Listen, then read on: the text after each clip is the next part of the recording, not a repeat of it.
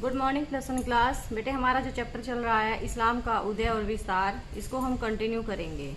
देखिए इससे पहले हमारा था जो टॉपिक अर्थव्यवस्था, कृषि, शहरीकरण और वाणिज्य, कि जो इस्लाम धर्म है उसमें किस प्रकार से ये अर्थव्यवस्था विकसित हुई।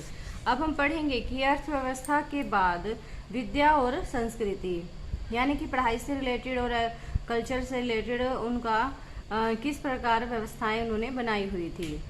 अब देखिए बेटा इसमें क्या है कि जब ये मुस्लिम लोग दूसरे धर्मों के लोगों के संपर्क में आए तो उनको धार्मिक और सामाजिक अनुभवों में गहराई आई, यानी कि धर्म से रिलेटेड और समाज से रिलेटेड जो उनके एक्सपीरियंस हुए वो काफ़ी गहरा गए, काफ़ी गहराई आई उनके विचारों में।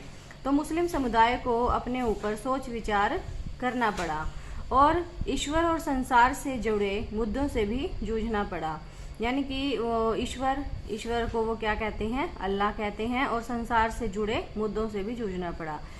और क्या उनके मन में विचार आया कि एक जो मुसलमान है उसका आदर्श आचरण, यानी कि सबसे अच्छा आचरण सबके सामने और अकेले में किस प्रकार का होना चाहिए। जब दूसरे लोगों के संपर्क में आए वो लोग, तो उनके मन में कई प्रकार के प्रश्न उठे, कई प्रकार के क्वेश्चन अराइज हुए कि अगर हम सबके सामने हैं या फिर अकेले में हैं तो हमारा कैसा व्यवहार होना चाहिए, और ये जो सृष्टि बनी हुई है इसका उद्देश्य क्या है, और कोई व्यक्ति ये किस प्रकार पता लगा सकता है कि उसके भगवान के द्वारा पैदा किए गए जीवों से भगवान क्या चाहता है, और कोई सृष्टि के रहस्यों को कैसे समझ सकता है।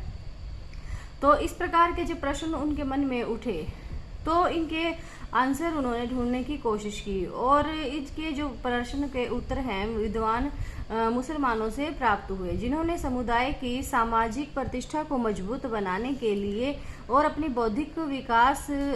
बौद्धिक जिज्ञासा को संतुष्ट करने के लिए विभिन्न प्रकार का ज्ञान प्राप्त किया और उसको संकलित किया। संकलित मतलब इकट्ठा किया विभिन्न प्रकार का ज्ञान। धार्मिक विद्वानों के लिए, जिनको उल्मा कहा जाता है, हमने पीछे भी पढ़ा था, धार्मिक विद्वान यानी उल्मा के लिए कुरान से प्राप्त ज्ञान, कुरान से प्राप्त ज्ञान को क्या कहते हैं, इल्म, और पैगंबर का आदर्श व्यवहार सुनना। पैगंबर का जो आदर्श व्यवहार है, पैगंबर के बारे में भी हमने पहले पढ़ा था, उसको क्या कहते हैं, जो अच्छा व्यवहार उसको सुनना कहते हैं। ईश्वर की इच्छा को जानने का एकमात्र तरीका है, यानी कि उन्होंने 3 चीजों को बताया, एक तो उल्मा, इल्म और सुनना, और वह इस विषय में मार्गदर्शन प्रदान करता है। तो जब मुसलमानों ने इन प्रश्नों के उत्तर ढूंढने की कोशिश की तो उन्हें 3 जवाब मिले कि जो ये सारे प्रश्न हैं, इन प्रश्नों का जवाब हमें कहाँ से मिल सकता है, तो धार्मिक विद्वानों से और कुरान से, और पैगंबर का जो आदर्श व्यवहार है वहाँ से हमें मिल सकता है। मध्यकाल में उल्मा अपना समय कुरान पर टीका लिखने और मोहम्मद की प्रामाणिक उक्तियों और कार्यों को लेखबद्ध करने में लगाते थे। कुछ उल्मा ने, यानी कि कुछ धार्मिक विद्वानों ने कर्म कांडों के जरिए ईश्वर के साथ मुसलमानों के संबंध को नियंत्रित करने और सामाजिक कार्यों के जरिए बाकी इंसानों के साथ मुसलमानों के संबंधों को नियंत्रित करने के लिए कानून अथवा शरिया, जिसका शाब्दिक अर्थ है सीधा रास्ता, यानी कि कानून बनाए तैयार करने का काम किया। इस्लामिक कानून जो है तैयार करने के लिए विधि वेताओं का मतलब क्या होता है, जो विधि का मतलब कानून जो बनाए थे, बनाने वाले लोग थे, उन्होंने तर्क और अनुमान का इस्तेमाल भी किया, क्योंकि कुरान और हदीथ का मतलब है कि लेखबद्ध करना, जो काम है उनको लेखबद्ध करना। तो कुरान और हदीथ में हर चीज बिल्कुल स्पष्ट नहीं थी, और शहरीकरण के कारण जीवन बार क्या हो रहा था, जटिल बन गया था। तो स्रोतों के अर्थ, निर्णय और विधि शास्त्र के तरीकों के बारे में मतभेदों के कारण 8वीं और 9वीं शताब्दी में कानून की 4 शाखाएं बन गई। वो शाखाएं कौन कौन सी थी, ये थी मलिकी, हनफी, शफीई और हनबली, यानी कानून की 4 शाखाएं, 4 ब्रांचेज बन गई। तो ये कौन कौन सी थी, मलिकी, हनफी, शफीई और हनबली, जिनमें से प्रत्येक का नाम एक प्रमुख विधि वेता के नाम पर रखा गया था। यानी कि ये जो नाम रखे गए थे ये कानून जो जानते थे उनके नाम के ऊपर ही रखे गए थे। इनमें से जो अंतिम शाखा है यानी कि हनबली वो सर्वाधिक रूढ़िवादी थी। शरिया ने सुन्नी समाज के भीतर सभी संभव कानूनी मुद्दों के बारे में मार्गदर्शन प्रदान किया था। हालांकि यह वाणिज्यिक अथवा दांडिक का वाणिज्य का मतलब कॉमर्शियल यानी कि व्यापार से रिलेटेड, दांडिक का मतलब कि जो उन्हें पनिशमेंट दी जाती है कोई अगर अपराध हो जाता है, और संवैधानिक मुद्दों की अपेक्षा व्यक्तिक स्थिति के प्रश्नों के बारे में अधिक सुस्पष्ट था। व्यक्तिक यानी कि पर्सनल जो मैटर है, पर्सनल का मतलब विवाह, तलाक और विरासत, उनके बारे में ये कानून अधिक स्पष्ट बनाए गए थे। अब जो है शरिया को विभिन्न क्षेत्रों के रीति रिवाजों पर यानी कि अलग अलग क्षेत्रों को जो रीति रिवाज बनाए गए थे उन पर आधारित कानूनों को उनको क्या कहा जाता था, उर्फ, और राजनीतिक तथा सामाजिक व्यवस्था के बारे में राज्य के कानूनों को ध्यान में रखते हुए समायोजित किया गया था। लेकिन जो देहात थे उनके बहुत बड़े भागों में रीति रिवाजों पर आधारित कानूनों ने अपनी ताकत बरकरार रखी। यानी कि जो गांव थे, देहात थे, वहां पर ये कानून एज इट इज रहे, और जमीन में बेटियों के उत्तराधिकार जैसे मामलों में शरिया के पालन से बचते रहे। यानी बेटियों का कोई उत्तराधिकार वहां पर नहीं था देहात में।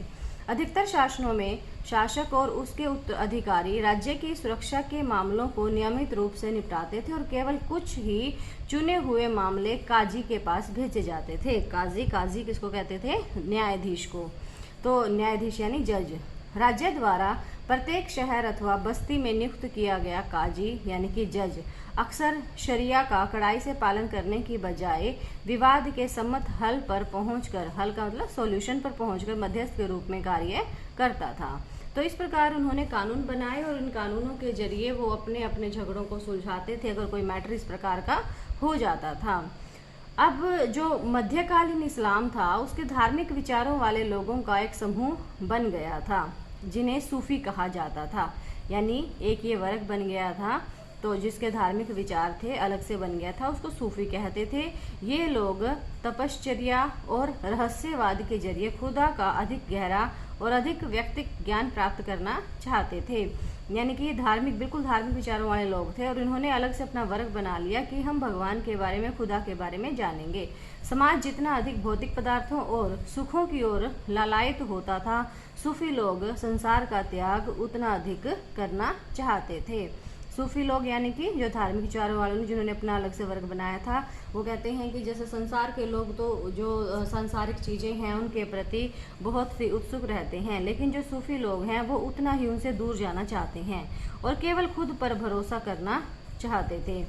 अब 8वीं-9वीं शताब्दी में तपश्चर्या एवं वैराग्य की प्रवृत्तियां सर्वेश्वरवाद और प्यार के विचारों द्वारा ऊंचा उठकर रहस्यवाद की ऊंची अवस्था पर पहुंच गई। सर्वेश्वरवाद ईश्वर और उसकी सृष्टि के एक होने का विचार है, जिसका अभिप्राय यह है कि मनुष्य की आत्मा को उसके निर्माता यानी परमात्मा के साथ मिलाना चाहिए। यानी कि बड़े धार्मिक विचारों वाले लोग थे वो कहते थे कि हमारा जो जीवन है वो भगवान का दिया हुआ है, परमात्मा का दिया हुआ है, तो हमें उसमें ही अपनी आत्मा को मिला देना चाहिए। ईश्वर से मिलन ईश्वर के साथ तीव्र प्रेम के जरिए ही प्राप्त किया जा सकता है। इस इश्क का उपदेश एक महिला संत बसरा की रबिया द्वारा अपनी शायरी में दिया गया था। उन्होंने बताया था कि हमें भगवान से, परमात्मा से, अल्लाह से, ये खुदा से प्रेम करना चाहिए। अब जैसे एक ईरानी सूफी था जिसका नाम था बयाजिद बिस्तामी, जो पहले व्यक्ति थे जिसने अपने आप को खुदा में लीन करने का उपदेश दिया था। लीन को इसमें इस्लामी भाषा में क्या कहते हैं? फना। सूफी आनंद उत्पन्न करने और प्रेम तथा भावावेश उद्दीप्त करने के लिए संगीत समारोह का उपयोग करते थे। सूफीवाद जो था यानी कि जिसमें सारे धार्मिक विचारों वाले लोग थे, उसमें सभी लोग शामिल हो सकते थे, चाहे वो किसी भी धर्म के हों, किसी भी प्रकार के हों। तो जिसकी कब्र आज भी मिस्र में पिरामिडों के निकट देखी जा सकती है। उन्होंने अब्बासी खलीफा अल मुतवक्किल के सामने यह घोषणा की थी कि उसने सच्चा इस्लाम एक बूढ़ी महिला से और सच्ची वीरता एक जलवाहक से सीखी है। यानी सच्चा इस्लाम किससे सीखा? एक बूढ़ी महिला से, और सच्ची वीरता एक जलवाहक से। सूफीवाद ने इस्लाम को निजी अधिक और संस्थात्मक कम बना दिया और इस प्रकार उसने लोकप्रियता प्राप्त की और रूढ़िवादी इस्लाम के समक्ष चुनौती पेश की। इस्लामी जो दार्शनिक है और वैज्ञानिक है, उन्होंने यूनानी दर्शन और विज्ञान के प्रभाव में ईश्वर और विश्व की एक वैकल्पिक कल्पना विकसित की। वैकल्पिक का मतलब कि ईश्वर और विश्व, तो इनमें काफ़ी अल्टरनेट उन्होंने क्रिएट किए। 7वीं शताब्दी के दौरान बाइजेंटाइन और ससानी साम्राज्यों में पिछली यूनानी संस्कृति के अवशेष पाए जा सकते थे, तो हालांकि वे धीरे धीरे समाप्त हो रहे थे। जैसे हमने बेटा पीछे पढ़ा था इनके बारे में, बाइजेंटाइन और ससानी के बारे में। तो ये जो साम्राज्य थे ये यूनानी संस्कृति के अवशेष पाए जा सकते थे, लेकिन वो धीरे धीरे समाप्त हो रहे थे। तो बेटे आप इस तरह इसको पढ़ोगे, यहाँ तक इन्हीं के बारे में इसमें आपको बताया गया है। अब जो नए विषय आए उसके अध्ययन ने आलोचनात्मक जिज्ञासा को बढ़ावा दिया और इस्लामी बौद्धिक जीवन पर गहरा प्रभाव डाला। आलोचनात्मक जिज्ञासा का मतलब क्या है कि इनमें जो कमियां थी क्रिटिसाइज उसको किया गया, कि लोग चाहने लगे कि इनमें जो कमियां हैं उनके बारे में भी बताया जाए। धर्म वैज्ञानिक प्रवृत्तियों वाले विद्वानों, यानी कि वैज्ञानिक प्रवृत्ति वाले जो लॉजिक देखते थे हर एक चीज़ में, उन विद्वानों जैसे मुतजिला के नाम से जाने गए विद्वानों के समूह ने इस्लामी विश्वासों की रक्षा के लिए यूनानी तर्क और विवेचना के तरीकों का इस्तेमाल किया। दार्शनिकों ने व्यापक प्रश्न प्रस्तुत किए, जो दार्शनिक थे उन्होंने व्यापक प्रश्न प्रस्तुत किए और उनके नए उत्तर प्रदान किए। इब्न सीना का जो व्यवसाय की दृष्टि से एक चिकित्सक और दार्शनिक था, ये इब्न सीना क्या था, ये एक चिकित्सक था और दार्शनिक था। यह विश्वास नहीं था कि क़यामत के दिन व्यक्ति फिर से जिंदा हो जाता था। धर्म वैज्ञानिकों ने इसका जोरदार विरोध किया। चिकित्सा संबंधी उनके लेख व्यापक रूप से पढ़े जाते थे। चिकित्सा यानी कि मेडिकल से रिलेटेड जो लेख उन्होंने लिखे थे वो लोगों के द्वारा बहुत पढ़े जाते थे। उनकी जो सबसे प्रभावशाली पुस्तक थी चिकित्सा के सिद्धांत, ये उनकी सबसे इफेक्टिव जो बुक थी वो थी अल कानून फिल तिब, जो 10 लाख शब्दों वाली पांडुलिपि थी, जिसमें उस समय के औषध शास्त्रियों द्वारा बेची जाने वाले 760 औषधियों का उल्लेख किया गया है। यानी कि जो उन्होंने ये लिखी थी इब्न सीना ने चिकित्सा के सिद्धांत, उसमें 760 औषधियों का उल्लेख किया गया है और उसके द्वारा अस्पतालों में किए गए प्रयोग और अनुभवों की जानकारी भी दी गई है। अस्पताल यानी बीमारी स्थान उसको बोला जाता था अस्पतालों को। तो इस पुस्तक की में आहार विज्ञान, यानी कि इस पुस्तक में सारी नॉलेज दी गई थी कि जो डॉक्टर्स के द्वारा दवाइयाँ वगैरह दी जाती थी उस टाइम में, उनके बारे में सारा कुछ ये दिया हुआ था। मध्यकालीन इस्लामी समाजों में बढ़िया भाषा और सृजनात्मक कल्पना को किसी व्यक्ति के सर्वाधिक सराहनीय गुणों में शामिल किया जाता था। यानी जो इस्लामी समाज था उसमें बढ़िया भाषा और अगर क्रिएटिव किसी की कल्पनाएं हैं तो उसको किसी व्यक्ति के सर्वाधिक सराहनीय गुणों में शामिल, यानी कि उसको बहुत सराहा जाता था। यह गुण किसी भी व्यक्ति की विचार अभिव्यक्ति को अदब के स्तर तक ऊंचा उठा देते थे। अदब का मतलब है साहित्यिक और सांस्कृतिक परिष्कार। अदब रूपी अभिव्यक्तियों में पद्य और गद्य, जैसे हम पढ़ते हैं पद्य का मतलब कविताओं से लिया गया, और गद्य का मतलब क्या होता है, जो हमारे पैसेज होते हैं, पार्ट होते हैं, चैप्टर होते हैं, उनसे रिलेटेड है, तो शामिल थे। और यह अपेक्षा की जाती थी कि उन्हें याद कर, कंठस्थ का मतलब याद कर लिया जाएगा और अवसर आने पर उनका उपयोग किया जाएगा। इस्लाम पूर्व काल की सबसे अधिक लोकप्रिय रचना संबोधन गीत था, यानी उसको क्या कहते थे, कसीदा कहते थे, जो संबोधन गीत था। अपने आश्रयदाताओं की उपलब्धियों का गुणगान करने के लिए अब्बासी काल के कवियों द्वारा इस विद्या का विकास किया गया। फारस मूल के वे कवियों ने, यानी कि फारस के जो कवि थे, उन्होंने अरबी कविता का पुनः आविष्कार किया और उसमें नई जान फूंकी और अरबों के सांस्कृतिक आधिपत्य को चुनौती दी।